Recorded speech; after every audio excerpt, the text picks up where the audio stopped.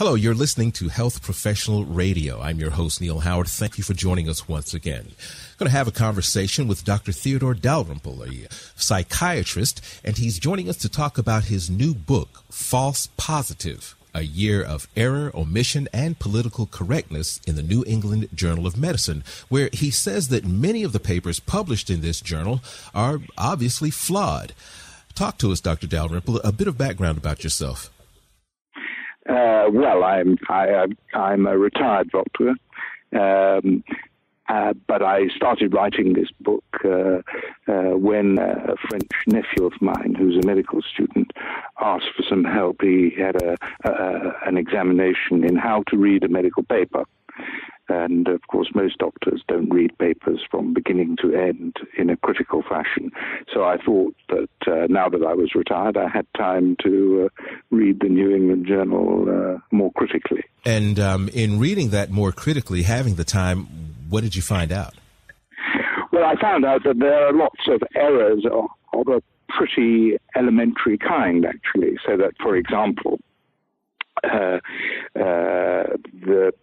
you would often be given a relative risk without an absolute risk.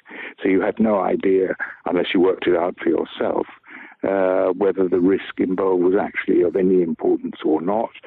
Correlation was almost always taken, in fact always taken, for causation.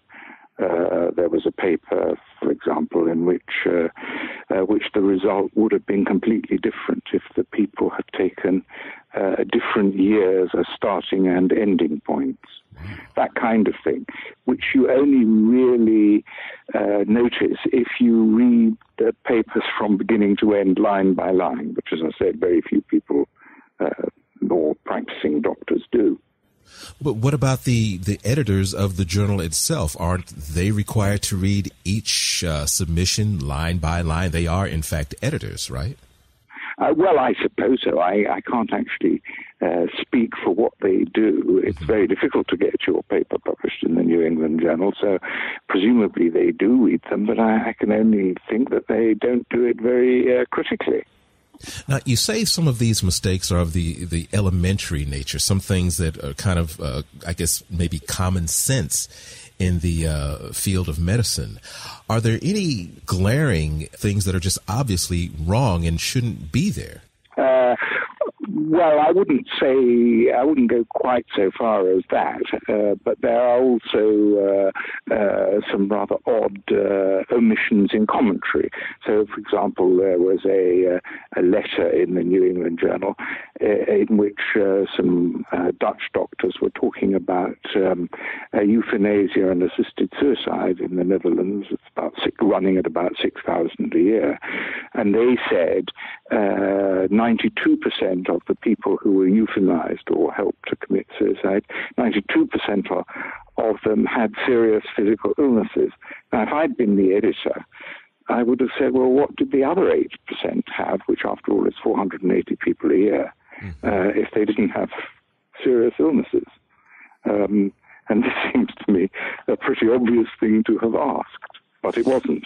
As you say that most physicians aren't reading these papers line for line or very critically, these papers are the guideline, aren't they? The measuring rod in many cases that they are going to be involved in throughout their career, are they not? Well, certainly, yes, I think so. And then people will read the abstract and they will read the conclusion and assume that the conclusion is justified by everything that went before. And, I mean, that's what I always did. And it turns out that, looked at more closely, this is not so.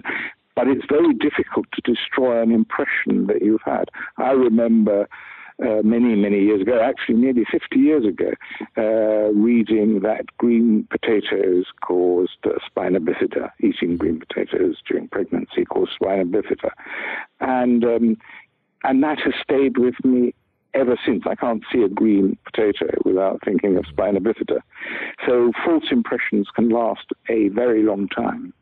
When we're talking about doctors that are using these letters as kind of a guideline, how many of these papers are actually in total error. Your book is titled Year of Error Omission. There's a thing called errors and omissions insurance that insures certain services from being sued because they left something out or were totally wrong. Is there political correctness? Do people have agendas when they're publishing these? Is there a time limit? What is the cause of these errors, omissions, and otherwise false statements? Well, sometimes it's difficult to tell the difference between the science and the advocacy. So there was one paper, for example, which looked at the death rates among about 60 million Americans and correlated the death rate with the pollution in the air in the areas in which they lived. And they came to the conclusion that there was a correlation, and on the basis of this correlation alone, bear in mind that this work has not been reproduced. It's statistically exceedingly complicated and probably never will be, or quite possibly never will be reproduced, done again. They recommended a complete change in the policy of the United States with regard to permissible levels of air pollution, without realizing that, of course, nothing is costless. Great changes don't just have the desired effect without any other effect. None of that appeared in the paper. And it was very difficult to believe that these people, on the basis of a fairly weak correlation, didn't have an agenda to start with, and that actually what they were doing was looking for evidence in favor of their agenda, rather than the other way around. I asked if there was a time stress, a deadline pressure on people who publish for the journal to submit in a timely fashion, or is there some type of procedure that prevents them from submitting if they don't do it by a certain time? Is that one of the factors why maybe some of these publications are maybe rushed? I wouldn't say that was a problem. What I would say is the pressure to publish something in the New England Journal or some prestigious journal tends to promote carelessness. But I don't think it's just that they have to do it within a certain time. I think it's more that actually it just appears to me that there's a great deal of carelessness allied on occasion with political correctness. Do you think that it's quite possible that non-medical professionals, politicians, are guiding some of the publications before they're ever submitted to the journal? I have no knowledge of that. I think it's rather an informal pressure. I mean, I actually have no objection to people publishing ideas that are politically correct. What I find rather odd is that you don't actually see any ideas that are not politically correct. That seems to me to be very little variation in the opinions expressed. And after all, there are 1 million doctors in the United States, many of whom do take the New England Journal, and that's quite apart from foreign doctors. And yet it's almost like reading Pravda or Zestia. You get the same thing, the same kind of atmosphere all the time. Where can we get a copy of your new book, False Positive, A Year of Error, Omission, and Political Correctness in the New England Journal of Medicine? Where can we get it? Well, obviously Amazon is the easiest way to get it, and it's easily available on Amazon. Mm-hmm. And would we get more information about you and your work as well?